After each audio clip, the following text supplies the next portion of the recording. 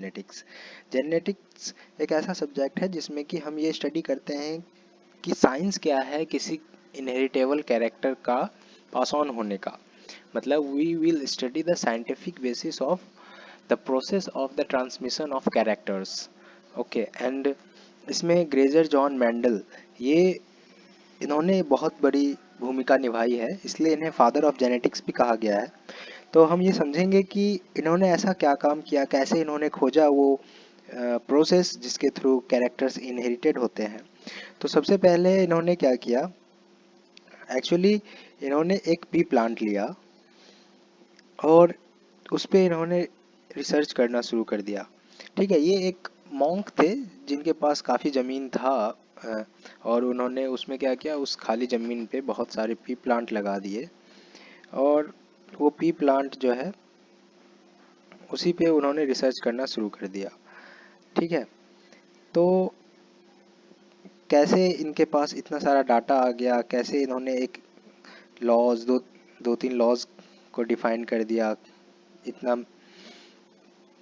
Statistics का use करके। Actually इनका बैकग्राउंड थोड़ा मैथमेटिकल और स्टैटिक्स से रिलेटेड था, इसलिए इनको इससे बहुत फ़ायदा मिला। और दूसरी सबसे बड़ी बात ये हुई कि इसने जिस प्लांट का चूज़ किया फॉर द स्टडी, जो ये पी प्लांट था जिसे हम पाइजम सेटाइवम भी बोलते हैं, ये इनके लिए बहुत लकी भी निकला। ठीक है, दूसरे प्लांट पे ये लॉ काम नहीं कर पाया इनका, कुछ कुछ बाकी वो तो हम बाद में देखेंगे, लेकिन यहीं से इनका इस फील्ड जेनेटिक्स का बेसिस शुरू हो जाता है। क्योंकि जब इन्होंने इस प्लांट को चूज़ किया और इन्होंने ये देखा कि कुछ कुछ कैरेक्टर्स जो इन्होंने चूज़ किए इस प्लांट में, वो अलग अलग क्रोमोजोम, उसके फैक्टर्स जो थे अलग अलग क्रोमोजोम पे थे, जिसको हम जीन कहते हैं। तो ये सारी चीज़ें इनको फ़ायदा कर गई इस रिसर्च में। तो हम आगे समझेंगे ये सारी चीज़ें, अभी मैं बस शॉर्टली डिस्क्राइब कर दिया इन चीज़ों को। तो खैर आगे देखते हैं क्या किया था उन्होंने। सबसे पहले इन्होंने क्या किया, पी प्लांट लिया और उनको कल्टीवेट कर दिया, मतलब ग्रो कर दिया। ठीक है, अब इसमें से जो ट्रू ब्रीडिंग प्लांट होते थे उनको चूज करने के लिए, ट्रू ब्रीडिंग प्लांट क्या होता है पहले ये भी समझना पड़ेगा। ट्रू ब्रीडिंग मतलब ऐसे प्लांट जो कि सिर्फ और सिर्फ अपने कैरेक्टर को परसिस्ट करें कंटिन्यूअसली फॉर जनरेशंस। ठीक है, कैरेक्टर को रखते हैं फॉर जनरेशंस। ठीक है, और इनका जो जीनोटाइप होता है ना, वो होमोजाइगस होता है। ठीक है, होमोजाइगस होता है जीनोटाइप। जीनोटाइप क्या होता है, जेनेटिक मेकअप, जो कि मैंने पार्ट 2 में भी बताया, आप वहाँ जाके देख सकते हैं। तो ये सारी चीज़ें क्या थी, ट्रू ब्रीडिंग प्लांट की कैरेक्टर्स थी। और ये ट्रू ब्रीडिंग प्लांट को कैसे चूज़ करते, इनको चूज़ करने के लिए इन्होंने प्लांट को कल्टीवेट किया और उसमें से फाइंड आउट किया कि कौन कौन से प्लांट जो है वो टॉल है, उसको सेलेक्ट कर लिया। मान लो इसमें से ये प्लांट जो है टॉल है। ठीक है, और उसने इनको सेलेक्ट किया टॉल प्लांट को और फिर से इसको ग्रो किया। ठीक है, दूसरे फील्ड में। इससे क्या हुआ, इसमें ट्रूनेस जिसको कहते हैं ना, वो आती चली गई। मतलब जो अगर कोई हाइब्रिड भी था, लाइक किसी में डॉर्फ का कैरेक्टर्स था, वो भी धीरे धीरे ख़त्म हो जाता है। वो हम समझेंगे जब ये चैप्टर धीरे धीरे आगे बढ़ेगा, तो हमें ये समझ में आएगी कि ये कैसे आती है, वाइल्ड कैरेक्टर जिसको हम बोल देते हैं, वो कैसे आती है। वाइल्ड कैरेक्टर क्या होता है, वही ट्रू कैरेक्टर जिसमें ना कि कोई भी मिक्सिंग ना हो। मतलब अगर उसमें सिर्फ true character, true trait, sorry किसी, मतलब मान लो टॉल ट्रेट को क्या चूज करने का पावर है, तो वो टॉल को ही चूज करेगा, उसमें डॉर्फ का जीन नहीं होगा। समझ रहे हो इस बात को। तो इस तरीके से उन्होंने ट्रू प्लांट का कल्टीवेशन किया। लेकिन उस समय तो ये सारी चीज़ें पता नहीं थी कि ना जीन क्या होते हैं, क्या क्रोमोसोम क्या होता है। तो एक्चुअली उन्होंने क्या किया, पहले प्लांट को लिया, उसको ग्रो किया। ठीक है, मैं यहाँ पे लिख रहा हूँ, प्लांट को लिया, किसको, पी प्लांट को, उसको 2-3 जनरेशन तक ग्रो होने दिया। ठीक है, और उसमें देखा कि खासियत क्या हो रही थी।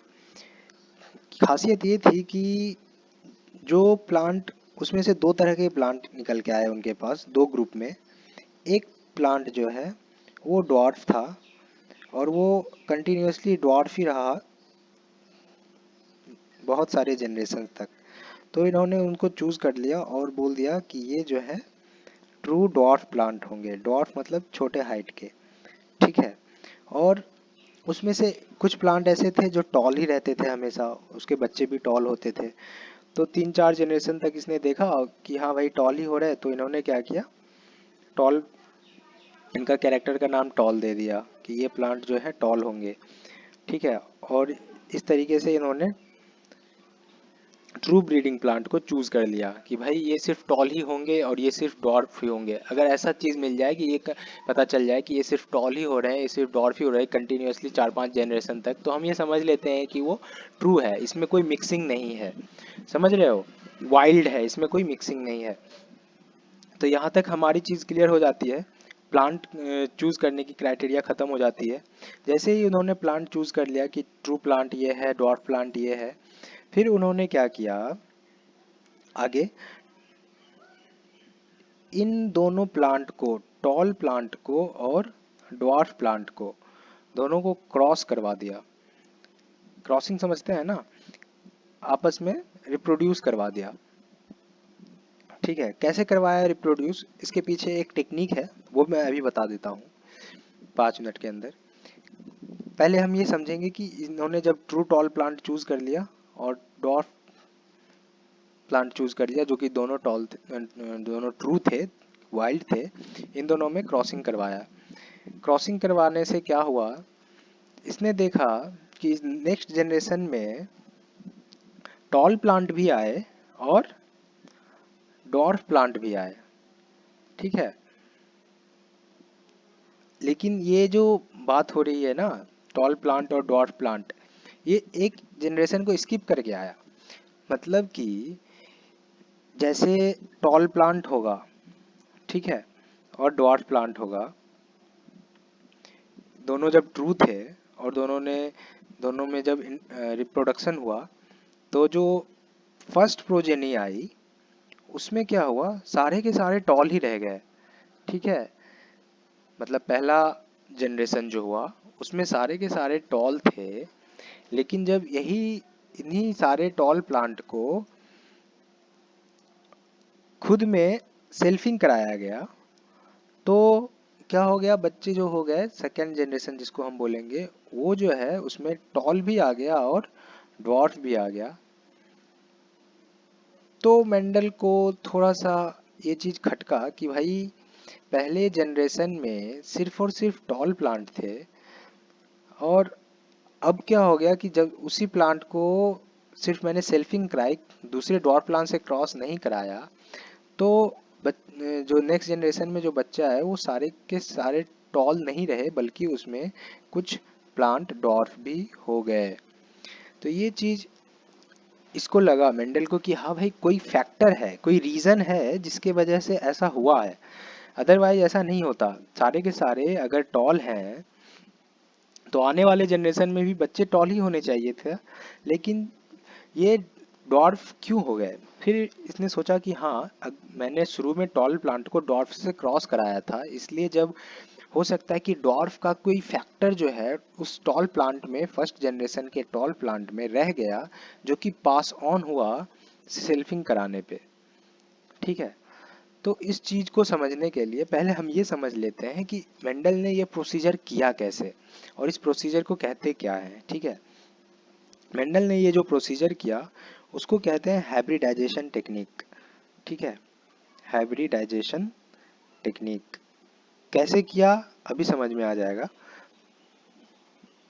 हमें ये पता है ना कि ये जो पी प्लांट होता है उसका जो फ्लावर होता है, वो फ्लावर कुछ इस तरह से होता है कि ये जो इसका पिस्टिल है, जिसको हम लोग ओवेरी बोलते हैं, इसको और एंथर को, सबको जो है ना कवर करके रखता है, ठीक है। मान लो ये जो थ्रेड जैसा दिखा रहा है एंथर, और ये जो पॉट जैसा मैंने दिखाया वो पिस्टिल है या ओवेरी बोल दो, और ये एंथर है, मतलब स्टामिन है। जिसमें कि एंथर होगा, मतलब मेल ऑर्गन, और ये फीमेल ऑर्गन। ठीक है, यहाँ पे एंथर होता है एक्चुअली में, और ये स्टैमिन था। ठीक है, तो ये चीज क्या हुआ, ये जो फ्लावर था ये एक्चुअली बंद रहता है। ठीक है, क्लिस्टोगैमस टाइप। ठीक है, जो आप क्लोज रखे अपने सारे रिप्रोडक्टिव ऑर्गन को। इससे क्या फायदा होता है ना, अगर कोई प्लांट का फ्लावर जो है वो अगर क्लोज रहता है तो इससे क्या होता है, उस प्लांट में सेल्फ पॉलिनेशन होते रहता है। इसको किसी इंसेक्ट की या दूसरे की जरूरत नहीं होती है। इसमें क्या होते रहता है, सेल्फ पॉलिनेशन। इससे इसको फायदा होता है, ये आपस में ऐसे होते हैं और ये रिप्रोड्यूस करते चले जाते हैं। लेकिन अगर मान लो मैंने आर्टिफिशियली क्या किया, मेरे पास जो दूसरा मान लो प्लांट था, उसका जो फ्लावर था टी टी पी प्लांट का ही, मैंने उसमें क्या किया, किसी तरीके से इसका एंथर जो है ये मैं ले आया इसके स्टिग्मा पे। ठीक है, तो ये क्या हो गया, ये क्रॉस हो गया ना यहाँ पे। इसको क्या कहते हैं, क्रॉस पॉलिनेशन। हमने क्या करवा दिया, क्रॉस पॉलिनेशन। ये कैसे करवाया, ये इस तरीके से हुआ कि जब इस प्लांट में, ये जो प्लांट ए है, इस प्लांट में जब ये रिप्रोडक्टिव ऑर्गन्स बन रहे थे, रिप्रोडक्टिव ऑर्गन्स कौन कौन होते हैं फ्लावर में, ये तो हमें पता है ना, स्टेमिन और ओवेरी। जब बन रहे थे तभी मेंडल ने क्या किया, इन रिप्रोडक्टिव ऑर्गन को कट कर दिया। चलो मान लेते हैं कि उसने इसको कट कर दिया, यहाँ पे स्टैमिन को कट कर दिया। तो इस ए प्लांट में क्या बचा, सिर्फ और सिर्फ पिस्टिल बचा या ओवेरी बचा, जो कह लो। तो ये खुद तो रिप्रोड्यूस हो नहीं पाएगा, खुद पॉलिनेट हो नहीं पाएगा। तो इस केस में इसने क्या किया, दूसरे प्लांट के एंथर से, जो कि डॉर्फ था, यहाँ पे ये डॉर्फ था और यहाँ पे ये टॉल था। ए प्लांट जो है टॉल है, बी प्लांट जो है डॉर्फ है। ठीक है, बी प्लांट क्या है, डॉर्फ है। इसने यहाँ के एंथर को लिया और ए प्लांट में डाल दिया। तो इससे क्या हो गया, क्रॉस पॉलिनेशन हो गया। तो ये तो आसान था, कर सकता था। उसने पहले ही ए प्लांट का एंथर काट दिया और बी प्लांट का पिस्टिल काट दिया होगा और इसका एंथर से उसमें डाल दिया होगा। और या फिर उसका पिस्टिल मान लो नहीं भी काटा होगा तो उसके पिस्टिल को ढक दिया होगा ताकि वो पॉलिनेट ना हो पाए, और इसके एंथर को इसमें डाल दिया और इसके एंथर में उसमें डाल सकते हैं। तो ये क्रॉस पॉलिनेशन करने का टेक्निक था उसके पास।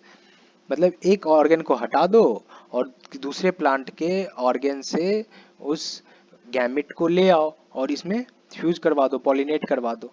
तो इस तरीके से इसने हाइब्रिडाइजेशन कर दिया।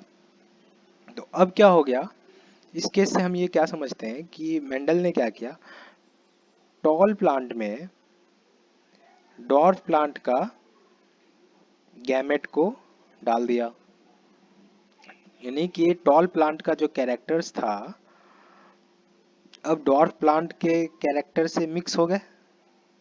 तो जो प्रोड्यूस होगा वो हाइब्रिड होगा, उसको हाइब्रिड बोलेंगे।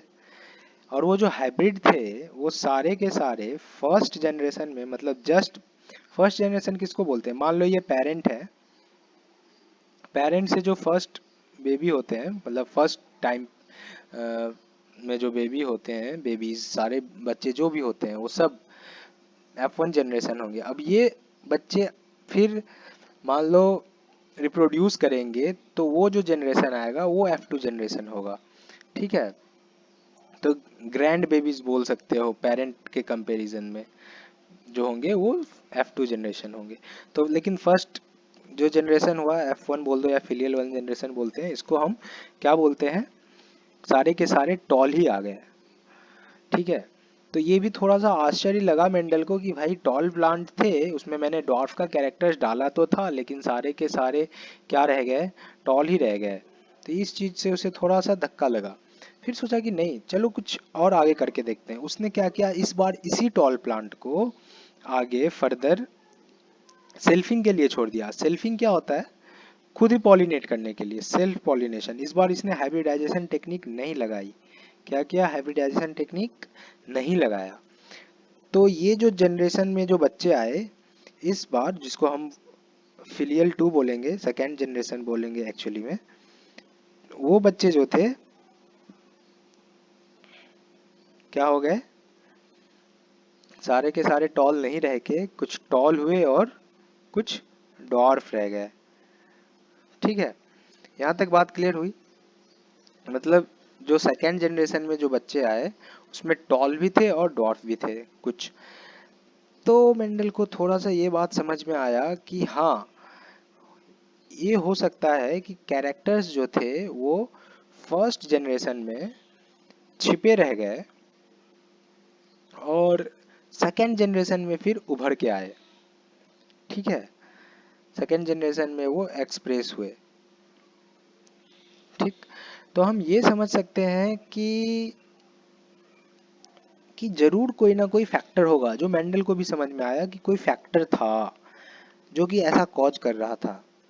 ठीक है, कोई रीजन था, कोई फैक्टर था। मेंडल ने इसको फैक्टर कहा कि there were some factor that leads to this conditions, कि फर्स्ट जनरेशन में टॉल ही रह गए, सेकेंड जनरेशन में डॉर्फ हो गए। ठीक है, इस फैक्टर को ही क्या कहा गया? जीन कहा गया। फर्दर अभी हम समझते हैं जिसको, कि ये जीन ही होता है जो कि प्रिसाइजली बोलो तो एलील्स इस केस में। ये इसे प्रीवियस वीडियो में देख लेना, समझ में आ जाएगा टर्मिनोलॉजी मैं क्यों एलील्स बोल रहा हूँ। तो जीन समझ लो फिलहाल, दो कॉपीज हैं तो एलील्स हो गए। तो फैक्टर जो है वो जीन, जो भी हम समझते हैं, यही एक्चुअली रीजन है जो कि एक्सपोज हुआ, एक्सप्रेस हुआ बोल दो, सेकेंड जनरेशन में फिर से और डॉट प्लांट दिखे। उस समय ये जीन पता नहीं था तो मेंडल ने इसे क्या कह दिया? फैक्टर का नाम दे दिया। तो फैक्टर थे, कुछ ऐसे फैक्टर्स थे according to Mendel, there were some factors that were passed on from first generation to second generation by taking with its characters. ठीक है, यही पास ऑन होते हैं फर्स्ट जनरेशन से या पेरेंट से, from passed on from parent two of springs in all the generations, जहां तक प्रोड्यूस करो। ठीक है, तो ये चीज समझ में आ गई कि क्या होता है फैक्टर्स, और मेंडल को कैसे क्या एक्सपेरिमेंट किया था मेंडल ने जिससे वो ये सारी चीजें समझ में आई। कि पहले टॉल प्लांट, उसने पहले ट्रू ब्रीडिंग टॉल प्लांट लिया, उसके बाद फिर ट्रू ब्रीडिंग टॉल प्लांट को लेने के बाद पहले तो बहुत सारे प्लांट होंगे, ठीक है, और उसने उसने उसमें से कलेक्ट किया, चूज किया true breeding plant. True breeding plant जो थे उसमें से दो तरह के प्लांट हुए, एक टॉल हुए और एक डॉर्फ हुए। ठीक है, मतलब एक टाइप के टॉल हुए और एक टाइप के डॉर्फ हुए। फिर इसने इन दोनों प्लांट को फर्दर ग्रो करवाया बहुत सारे नंबर में। मान लो ये 1500 प्लांट ग्रो करवाया, इसको भी 1500 प्लांट ग्रो करवाया। फिर दोनों को क्रॉसिंग करवा दिया। क्रॉसिंग करवा दिया मतलब ये सोचा कि इन दोनों को कैरेक्टर को मिक्स करके देखते हैं कि जनरेशन में बच्चा कैसा होगा फर्स्ट वन जनरेशन में। तो ये देखा कि सारे के सारे टॉल हो गए। तो ये तो शॉक कर गया, भाई टॉल क्यों हो गया, कुछ तो डॉर्फ होना चाहिए था, है ना। लेकिन फिर ये सोचा कि नहीं, हो सकता है कुछ और रीज़न हो। तो इसने क्या किया, F2 जनरेशन, सोचा कि F2 जनरेशन में देखते हैं। तो उसमें जाके फिर टॉल बच्चे भी मिले और डॉर्फ बच्चे भी मिले। लेकिन इस बार इसने क्या किया था, क्रॉसिंग नहीं करवाई डॉर्फ से। इसने इसी टॉल प्लांट को जो F1 में आए थे इन दोनों के क्रॉसिंग से, उसी टॉल प्लांट को आप खुद में सेल्फिंग होने दिया, सेल्फ पॉलिनेट होने दिया और छोड़ दिया। तो क्या हो गए बच्चे, टॉल और डॉर्फ दोनों हो गए।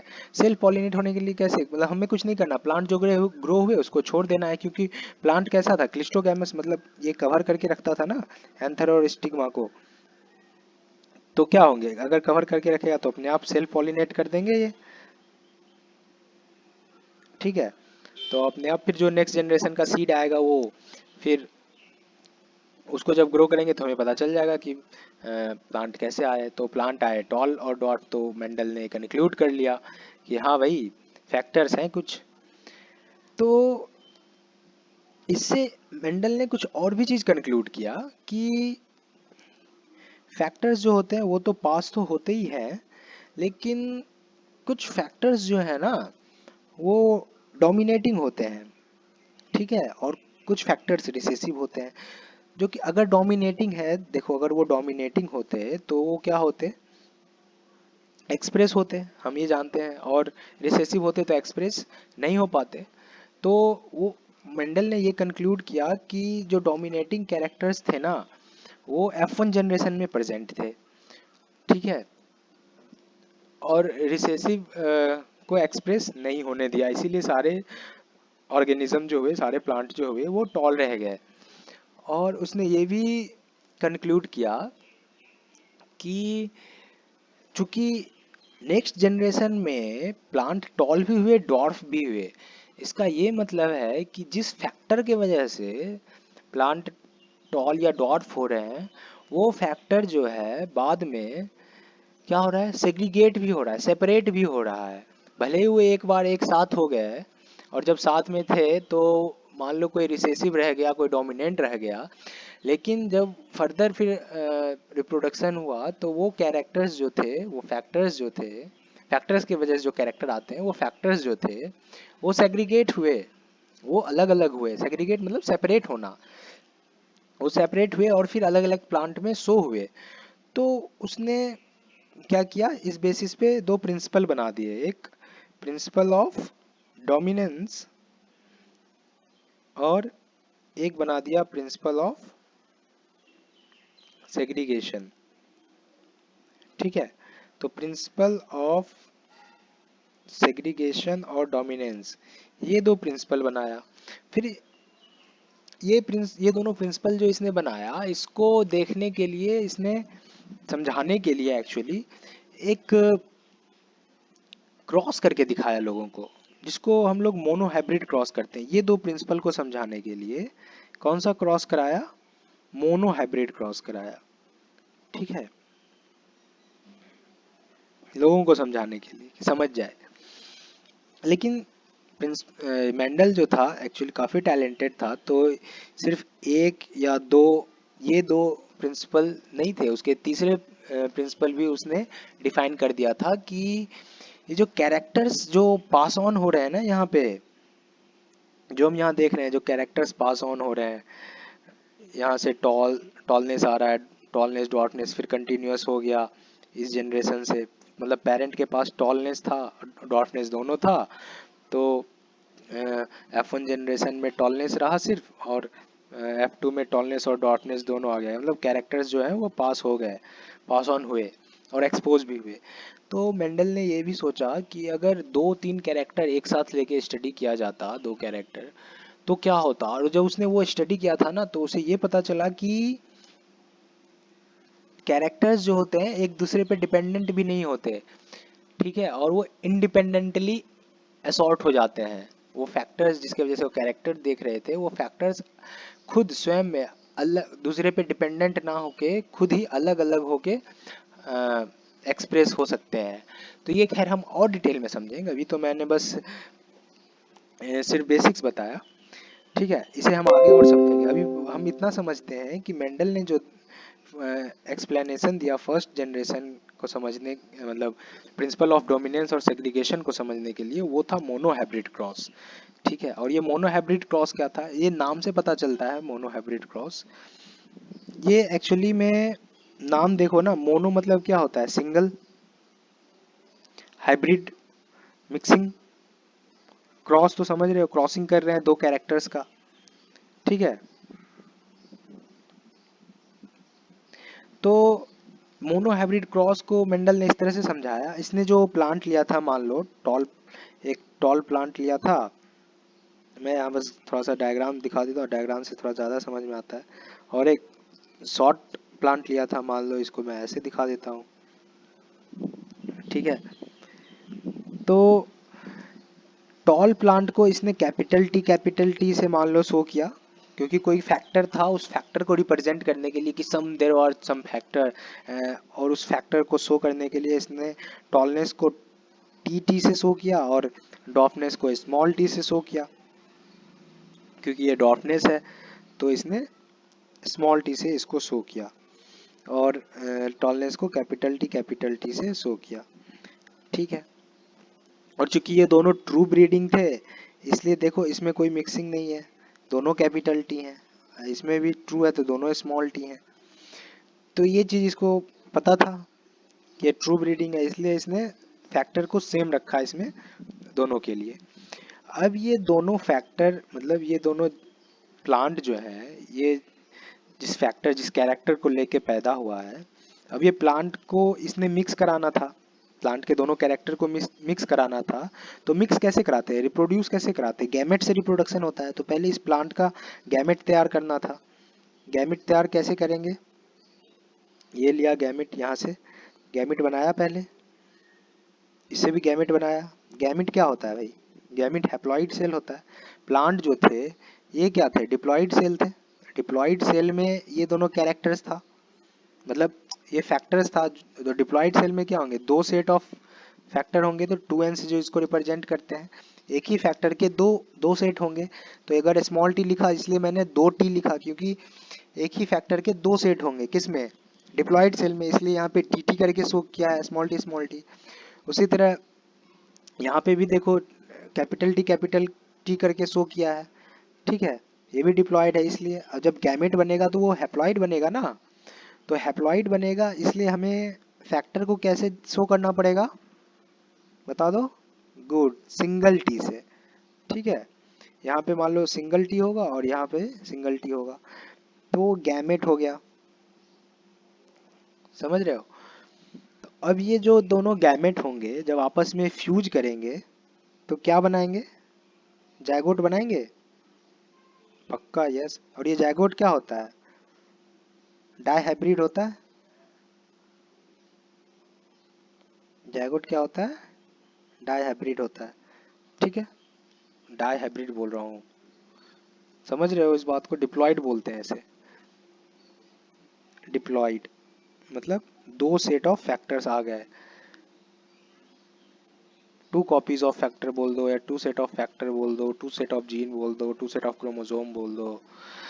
हाँ, ये सारे चीज एक ही है, मतलब समझ गए, डिप्लॉयड होना चाहिए। इसका कैपिटल टी आया, इसका स्मॉल टी आया, ये दोनों हैप्लॉइड थे, आके बन गए जायगोट, बना दिया, क्या बन गए ये, डिप्लॉयड। अब ये जो होंगे, जो सेल बना, ये सोमैटिक सेल बोल दो, ये गैमेटिक सेल था, ये सोमैटिक सेल था। ये जो सेल बना, अब ये फर्दर क्या होगा, ये सीड के फॉर्म में बना होगा ऑफ कोर्स, और ये फर्दर प्लांट बनाएगा। तो यही जब इसको जर्मिनेट करने के लिए छोड़ दिया ना मेंडल ने, तो सारे प्लांट कैसे हो गए, सारे प्लांट टॉल टॉल हो गए।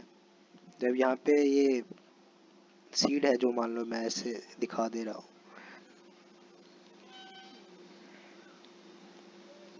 तो सारे प्लांट कैसे हो गए भाई, टॉल हो गए। इतना डायग्राम बनाने का जरूरत नहीं है, बातें समझ में आ गई।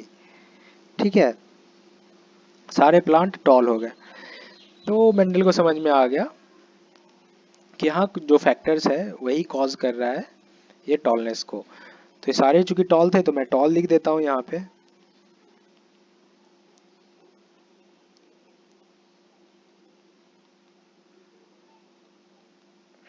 मैं यहाँ 4 ही क्यों दिखाया, मैं जितना भी दिखा सकता हूँ, बहुत जितने प्लांट इन्होंने इसने यहाँ पे जनरेट किया वो सारे के सारे टॉल थे।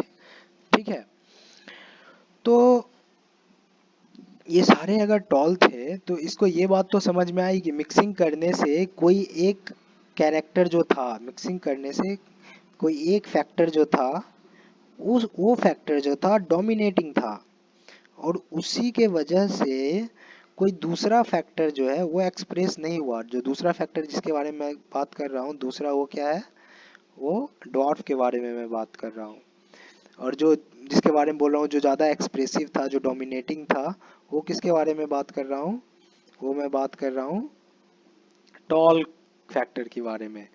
तो डॉर्फ क्या हो गया, रिसेसिव, टॉल क्या हो गया, डोमिनेटिंग। ठीक है, तो इसने ये बोल दिया कोई ऐसा फैक्टर था, पहला फैक्टर या उसमें तो ये पता नहीं था टॉल डॉर्फ मतलब कौन सा फैक्टर था दोनों में से, लेकिन चूंकि प्लांट का जो फिनोटाइप था, फिनोटाइप किसको बोलते हैं, जो हमें फिजिकली दिखता है, वो टॉल था। तो उसने सोचा जो टॉल फैक्टर है ना, वही टॉल फैक्टर के वजह से वो डोमिनेटिंग था, डोमिनेटिंग हो गया, इसीलिए प्लांट सारे टॉल के टॉल बन गए। तो टॉल फैक्टर वाज डोमिनेटिंग, उसने ये कंक्लूड कर लिया। और उसने एक प्रिंसिपल दिया कि डोमिन प्रिंसिपल ऑफ डोमिनेंस, मतलब एक फैक्टर जो होगा वो डोमिनेटिंग होगा।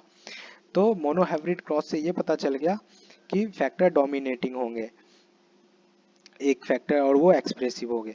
लेकिन वो तो यहाँ तक रुका नहीं, उसने फर्दर इसी प्लांट को, जो कैपिटल टी स्मॉल टी दिख रहा था तुम्हें, जो टॉल दिख रहा था, लेकिन फिनोटाइप ये था, इस फिनोटाइप को उसने क्या कराया, सेल्फिंग कराया। अब सेल्फिंग मतलब क्या होता है, सेल्फिंग क्रॉस पॉलिनेशन कराया ना।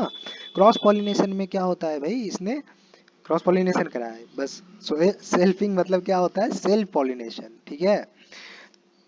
तो कैपिटल टी और स्मॉल टी था, इसने क्या किया, इसमें सेल्फ पॉलिनेशन करा दिया। सेल्फ पॉलिनेशन करने के लिए क्या करेंगे, अब ये मान लो सारे प्लांट थे, ऐसे ऐसे सारे प्लांट थे। मैं यहाँ पे थोड़ा सा रिप्रेजेंट कर देता हूँ, यहाँ पे डायग्राम से ज़्यादा आसान होगा समझना। सारे सारे के पास जीनोटाइप जो था वो तो कैपिटल टी स्मॉल टी था। अब ये जो सारे प्लांट से इसने क्या किया, गैमेट क्या तैयार करना था, क्योंकि सेल्फिंग कराना है, खुद में ही खुद का ही गैमेट होना चाहिए ना। तो ये प्लांट जो है, यहाँ पे मान लो फ्लावर है, फ्लावर खुद एक गैमेट तैयार करेगा, और इसका एक मेल पार्ट होगा, एक फीमेल पार्ट, और ये आपस में मिक्स करेगा और प्रोड्यूस करेगा ऑर्गेनिज्म को, नेक्स्ट जनरेशन को। इसके लिए इसने क्या किया, कैपिटल टी स्मॉल टी, दो प्लांट को हम मतलब इस तरह से समझते हैं कि क्या क्या गैमेट बना होगा, समझ रहे हो। तो इसको हम ऐसे समझ लेते हैं, कैपिटल टी स्मॉल टी था जो प्लांट, मान लो यहाँ पे था, ठीक है। इसने अगर गैमेट तैयार किया होगा अपना, ये तो डिप्लॉयड था, ठीक है, ये डिप्लॉयड था। तो गैमेट जो इसका बनेगा, हैप्लॉयड बनेगा, तो एक कैपिटल, एक कैरेक्टर टॉल वाला, इसमें एक टॉल बनेगा, एक डॉर्फ कैरेक्टर आएगा। फिर दूसरे प्लांट का भी एक टॉल आएगा, एक डॉर्फ आएगा। ऐसे तरह से सारे प्लांट के जो अगर गैमेट बनाएंगे तो सब में एक टी, एक स्मॉल टी, एक फैक्टर टॉल वाला, एक डॉर्फ वाला, सारा फैक्टर आ जाएगा गैमेट में, अलग अलग हो जाता है। ये कैसे पता चला कि अलग अलग हो जाता है, वही मैं बता रहा हूँ, जो प्रिंसिपल ऑफ सेग्रीगेशन था, ये इस तरीके से पता चला। क्योंकि जब सेल्फिंग कराई गई ना, सेल्फ पॉलिनेशन कराई गई यही सारे प्लांट में, तो क्या हुआ, मान लो जब ये गैमेट रहा होगा, ठीक है, और एक ये गैमेट रहा होगा, फिर एक ये गैमेट रहा होगा, और ये एक ये गैमेट रहा होगा, दो ही प्लांट है मान लेते हैं, ठीक है। तो जब मान लो ये गैमेट जब बना होगा कैपिटल टी वाला, और वो कैपिटल टी वाले गैमेट से फ्यूज हुआ होगा, ठीक है, कैपिटल टी वाला कैपिटल टी से जब फ्यूज हुआ होगा, तो उस केस में जो सेल बने होंगे, जो सीड बनेंगे, वो टॉल बने होंगे, क्योंकि दोनों में कैपिटल टी है। फिर एक कैपिटल टी वाला जब स्मॉल टी से फ्यूज हुआ होगा, तो जो सीड बने होंगे वो कैपिटल टी स्मॉल टी बने होंगे, तो वो भी टॉल बन गया होगा, ठीक है। फिर एक स्मॉल टी वाला जब कैपिटल टी से फ्यूज हुआ होगा, तो जो सीड बना होगा, जो सेल बना होगा, वो कैपिटल टी स्मॉल टी बना होगा, तो ये भी टॉल रहा होगा फिनोटाइप में। लेकिन जब स्मॉल टी और स्मॉल टी आपस में फ्यूज हुए होंगे, तो जो सेल बना होगा वो स्मॉल टी और स्मॉल टी बना होगा, और ये कैसे होंगे, स्मॉल, या कैसे होंगे, डॉर्फ। तो हम यहाँ से ये बात तो समझ जाएंगे ना कि जो सेल बन रहा है वो क्या बन रहा है, डॉर्फ बन रहा है। इसमें जो प्लांट बन रहा है ये कैसा बन रहा है, डॉर्फ बन गया। और बाकी सारे प्लांट कैसे बने, टॉल बने, ठीक है। यहाँ तक चीजें क्लियर हो गई। टॉल टॉल और स्मॉल स्मॉल प्लांट जब बन जाते हैं, फिर ये बात इसको समझ में आ गई कि जो जीनोटाइप होते हैं स्मॉल प्लांट्स के, वो जरूर सेग्रीगेट कर रहे होंगे। कैसे, यहाँ पे कैसे पता चला ये आपस में सेग्रीगेट कर रहे होंगे, क्योंकि जो जीन्स थे जिसके वजह से प्लांट टॉल हुआ था, जिस फैक्टर के वजह से, वो उस समय जीन्स नहीं बोलते थे, फैक्टर बोलते थे, जिस फैक्टर के वजह से प्लांट फर्स्ट जनरेशन में टॉल हुआ, वही फैक्टर बाद में सेग्रीगेट होके सामने आया। सेग्रीगेट हुआ क्योंकि गैमिट बनाया और सेग्रीगेट होके एक्सप्रेस हुआ, तो सामने आया और नया प्लांट को फॉर्म किया जो कि स्मॉल था, जिसको हम डॉर्फ भी बोल गए। तो इस तरीके से उसने कंक्लूड किया कि प्लांट जो है वो क्या करते हैं, सेग्रीगेशन शो करते हैं फैक्टर का नेक्स्ट जनरेशन में, और यहाँ पे सेग्रीगेशन शो कर गया और मेंडल ने नया लॉ दिया जिसका नाम था प्रिंसिपल ऑफ सेग्रीगेशन। तो इसमें क्या होता है, एलील्स जो होते हैं या फैक्टर्स जो होते हैं, ऐसे यहाँ पे फैक्टर्स बोल लो, फैक्टर जो होते हैं सेग्रीगेट करते हैं, सेपरेट करते हैं आपस में, ठीक है, और सेग्रीगेट करके फिर एक्सप्रेस करते हैं। ठीक है, यहाँ तक बात समझ में आ गई? ओके।